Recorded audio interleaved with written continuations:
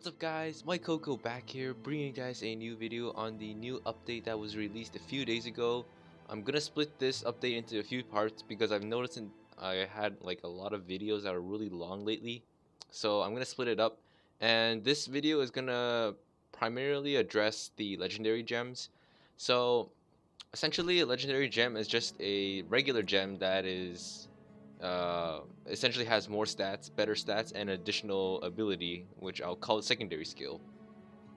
So to obtain a legendary gem, what you have to do is you take your normal gems here, you hit disassemble, and you select the ones that you don't want. In this case, I'm going to select all the D level and C level ones. And I'm going to hit disassemble, and I'm going to get a certain amount of gem powder, as you can see here.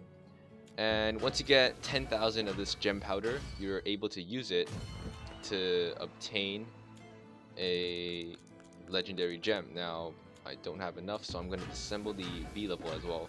The reason why I say disassemble your rank C and rank D jewels is because if my calculations are correct, I believe your D jewels get you 10 gem powder, your B jewels get 23 or 28, and your B level, your C level gets 23 or 28, I think, and your B level gets 73 gem powder per B level gem. But if you factor in the cost of converting a C level or upgrading a C level to a B level or a D level to a B level, efficiency wise, it seems like disassembling D level jewels seems to be the most efficient way to go. But if you do run out of powder, go ahead and disassemble your B and C's. But I wouldn't recommend disassembling any A, S, or SS's because of all the materials you put into it. But yeah, that's pretty much it. And once you have at least 10,000 gem powder, what you can do is you use it. You just click on it, use it, and you'll obtain a random legendary gem or jewel. And as you know, all of the jewels, well, as of now there are like I think 8 jewels, I believe, or 8 types. You have the strength, intelligence, agility, vitality, defense, magic defense, and boss and PvP damage. So your legendary gem also fits into one of those 8 categories. That's the main ability. The secondary ability is a little bit different. You have the option between dispel debuff, you have absorb fury, you have crit damage, and you also have attack boost. And this, what I'll call this, a secondary ability, is pretty much random. Every time you use gem powder and hit use, it's just going to give you a random inscription. And pretty much the legendary jewels kind of portray the current inscriptions on tower weapons.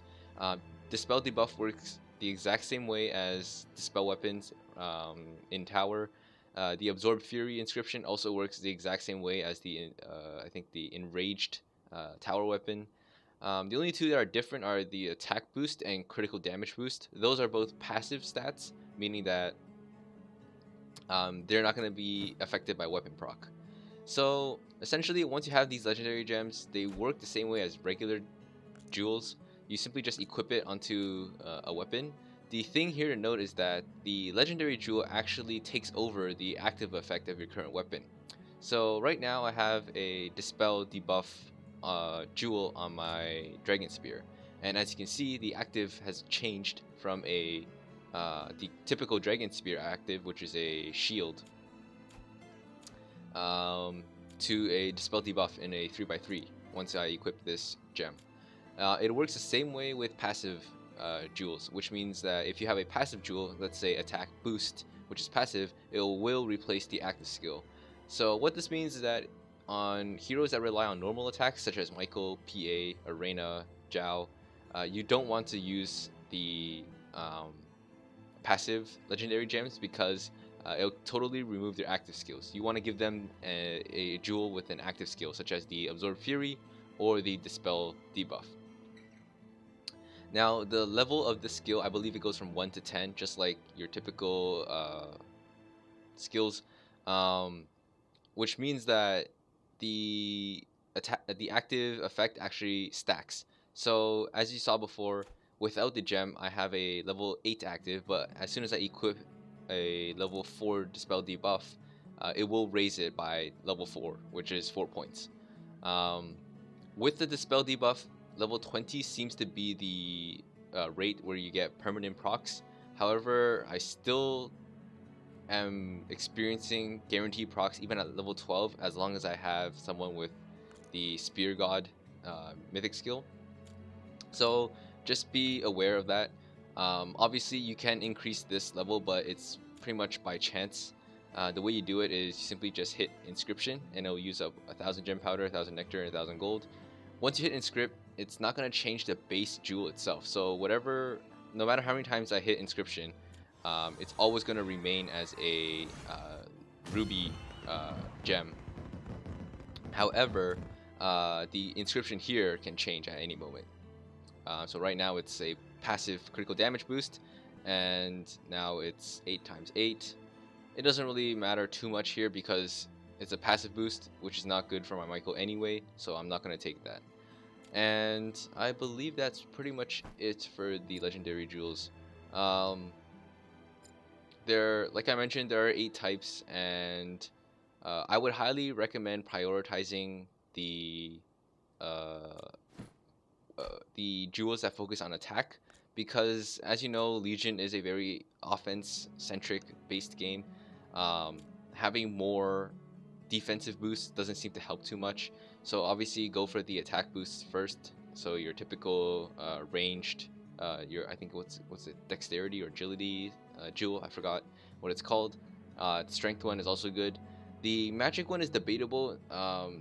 I don't have a lot of magic users, but I don't know how well the Mythic Season magic heroes tend to tank. Like if they're very squishy or not, you might consider putting on an HP or defense gem in that case. In certain scenarios, let's say I don't want this.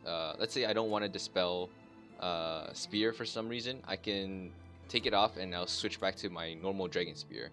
Now in this case, what I could do is, if I'm in a PvE mode, I could put in a PvP gem instead, a legendary PvP gem, which would allow me to retain my original dragon skill, but also boost my damage, versus using no legendary gems, or versus using a dispel gem but it takes away my special dragon skill. So those are all viable options, but do focus on attack. And the other thing I do want to mention is you can't stack more than 1 legendary gem. So let's say I have a legendary ruby here, I can't go and equip another legendary ruby or legendary anything for that matter, because I can only have 1 legendary jewel at a time. But you can have multiple of the same type. So that means even though I have a legendary ruby here, I still can add I'm going to call it a normal ruby jewel, because these two don't conflict. But I can't, let's say, add another ruby jewel because I already have one added. So that's pretty much it for the jewels. I think I've covered most of it. Oh yeah, the last thing I do want to talk about is the introduction of legendary jewels actually changes a lot, in my opinion. As you guys know, Tower has basically ended. There are no more Tower floors, which means that Radiant gear is going to be the last set of gear. So sooner or later, this Purifying Radiant Spear is going to get outclassed. So with the introduction of legendary gems, it means that we're not stuck. You know, as soon as the next update of 150 gear, we're not going to be stuck with still using level 140 gear for dispel actives, because what you can do is get a legendary or mythic sword and try to get a dispel debuff legendary gem, equip that onto your legendary or mythic sword, and that way you'll have a 150 weapon that is non-tower, but it still has a dispel debuff, which provides that massive damage that we all know. So it does change a lot. Tower gear is pretty much obsolete with the introduction of this. At the very least, tower weapons are obsolete. But yeah, I do think that legendary and mythic is the way to go. I've always been a fan of those because tower gear is simply not upgradable. You put so many resources into it, and the next time the patch rolls out, 150 gear comes out, you have to re-upgrade all over again. So it does provide a better way for us to at least invest our resources into something that is upgradable. But yeah, I think that's pretty much it for this video. I will have a Demigod video coming out soon. I'm still testing out some stuff and trying to wrap my head around this whole Demigod thing because it is quite confusing. But yeah, that's pretty much it for this video, guys. Peace.